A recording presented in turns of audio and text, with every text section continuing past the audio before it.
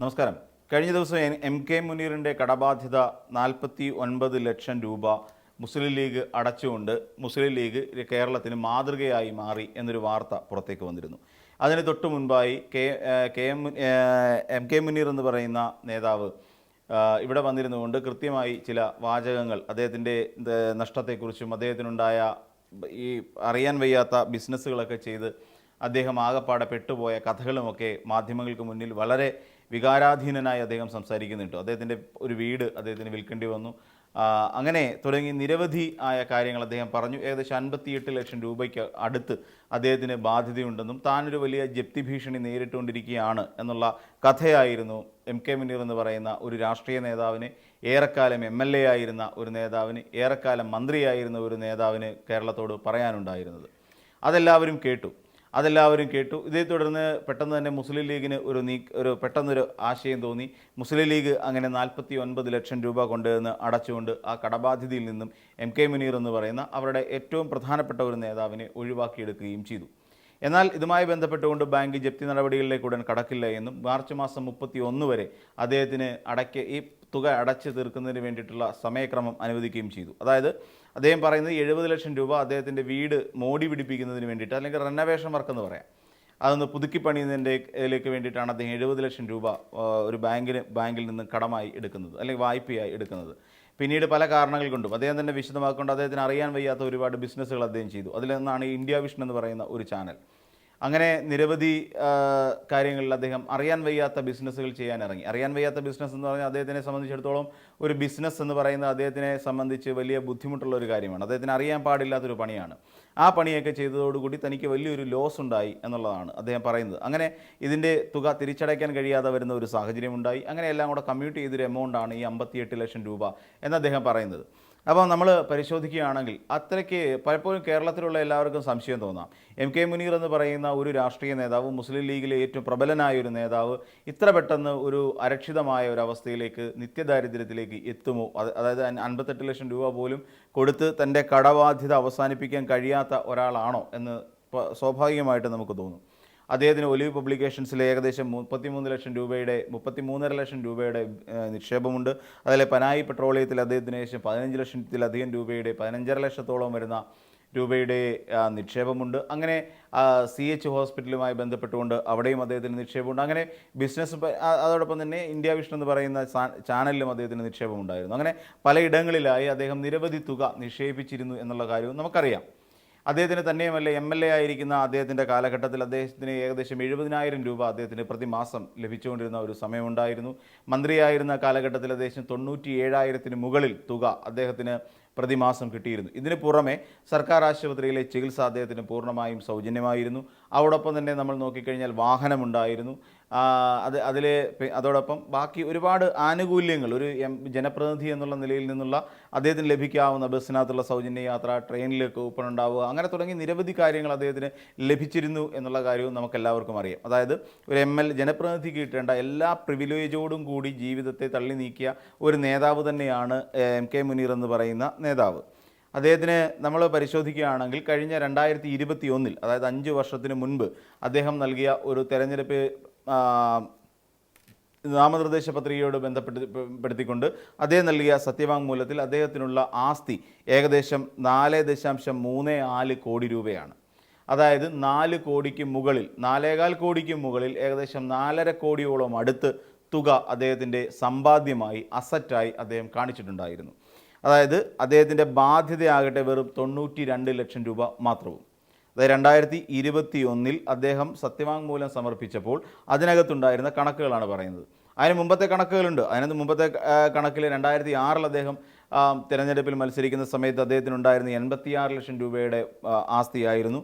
അതിനുശേഷം പിന്നീട് 2016 ഒരു 10 വർഷം കൂടെ കഴിഞ്ഞ് അദ്ദേഹം വീണ്ടും തിരഞ്ഞെടുപ്പിനെ നേരിടുന്ന കാലഘട്ടത്തിൽ അദ്ദേഹത്തിനുണ്ടായിരുന്ന 2.73, ഏകദേശം 2.25 കോടി രൂപയുടെ ആസ്തി, സ്വത്ത്, സമ്പത്ത് MK മുനീർ എന്ന് പറയുന്ന ഒരു നേതാവിന് ഉണ്ടായിരുന്നു എന്നുള്ളതാണ് വസ്തുത.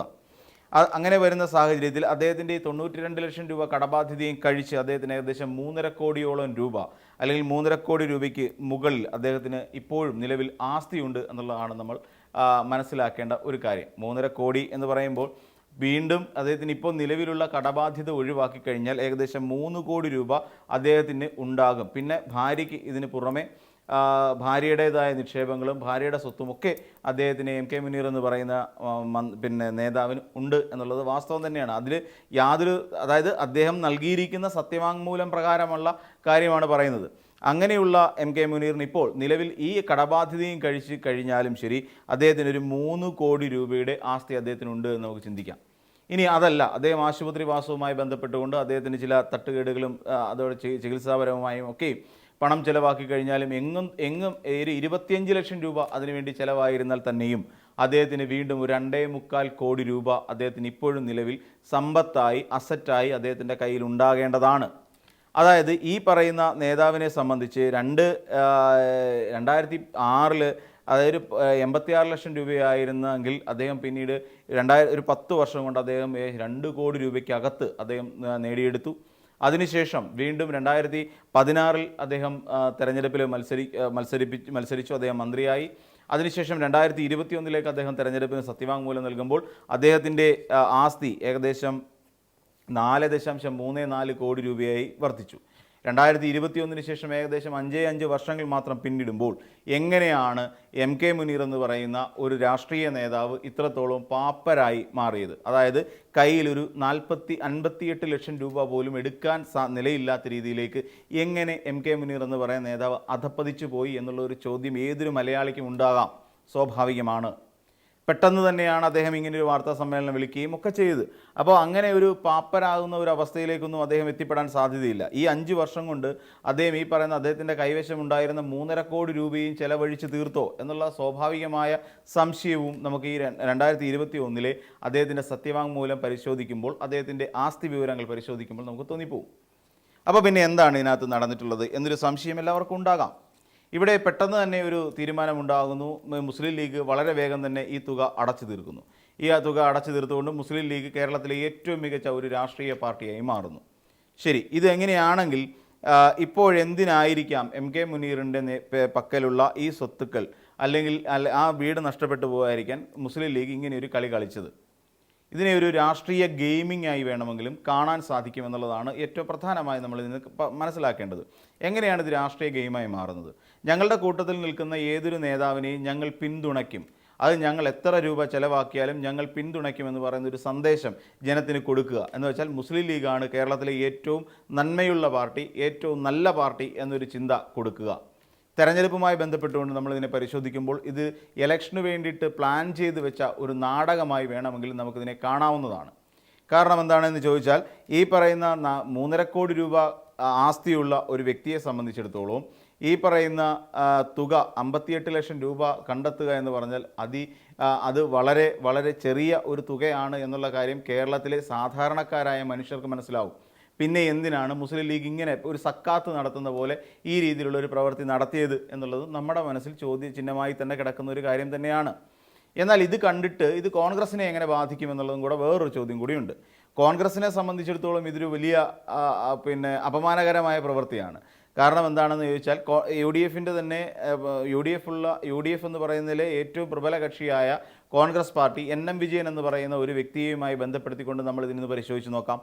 NM വിജയൻ എന്ന് പറയുന്ന വയനാട്ടിലെ ജില്ലാ ട്രഷററായിരുന്ന വ്യക്തി സ്വന്തം മകനെ കൊലപ്പെടുത്തിയതിന് ശേഷം ആത്മഹൂതി ചെയ്യുന്നു.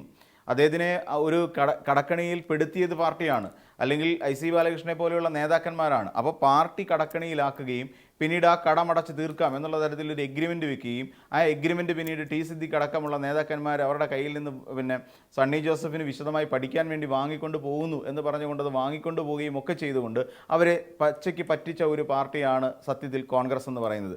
അപ്പം എം കെ മുനീർ എന്ന് പറയുന്ന ഒരാൾക്ക് സമ്പത്തുണ്ടോ ഇല്ലയോ എന്നുള്ളത് അവിടെ നിൽക്കട്ടെ. എന്നിരുന്നാൽ തന്നെയും കോൺഗ്രസിൻ്റെ വിവേചന ബോധം, അല്ലെങ്കിൽ കോൺഗ്രസ് എന്ന് പറയുന്ന ഒരു പാർട്ടിക്ക് ഇല്ലാതെ പോയ മനസാക്ഷി എന്ന് പറയുന്നൊരു സാധനം മുസ്ലിം ലീഗിനുണ്ട് എന്ന ഒരു വലിയ സന്ദേശം കൂടി മുസ്ലിം ലീഗ് ഇതിനകത്ത് കൊടുക്കുന്നുണ്ട്. അതായത് തെരഞ്ഞെടുപ്പ് സ്റ്റണ്ട് എന്നതിനപ്പുറത്തേക്ക് നമ്മൾ പരിശോധിക്കുമ്പോൾ ഇതിന് അപ്പുറത്തൊരു മനസാക്ഷിയുടെ വാല്യൂ എന്ന് പറയുന്ന ഒരു കാര്യം കൂടി നമുക്ക് ഇതിനകത്ത് കാണാൻ സാധിക്കും. അപ്പോൾ ഇത് കോൺഗ്രസ്സുകാർ കണ്ടുപിടിക്കേണ്ടതാണ്. കോൺഗ്രസ്സുകാർ പക്ഷേ വീട് വെച്ചു കൊടുത്തത് എനിക്ക് തോന്നുന്നു പിന്നെ മറിയക്കുട്ടി ചേട്ടത്തിക്കാണ്. അപ്പോൾ അവരെന്തോ കറിച്ചട്ടിയൊക്കെ എടുത്തുകൊണ്ട് പുറത്തിറങ്ങി നിന്നുകൊണ്ട് പെൻഷൻ കിട്ടാത്തതിൻ്റെ പേരിൽ സമരം നയിച്ച ഒരു ധീര വനിതയാണ്. അപ്പോൾ ആ ധീര വനിതയ്ക്ക് വീട് വെച്ചു കൊടുത്ത ആ ധീര വനിത ഇന്ന് മിക്കവാറും ഈ അടുത്ത കാലങ്ങളിൽ അവർ BJPയുടെ ഒരു വലിയ ഗർജിക്കുന്ന മുഖമായി മാറാനുള്ള സാധ്യതയുമുണ്ട്. അപ്പോൾ ഈ പറയുന്നതിനകത്ത് എവിടെയൊക്കെയോ ചില കള്ളക്കളികളുണ്ട്.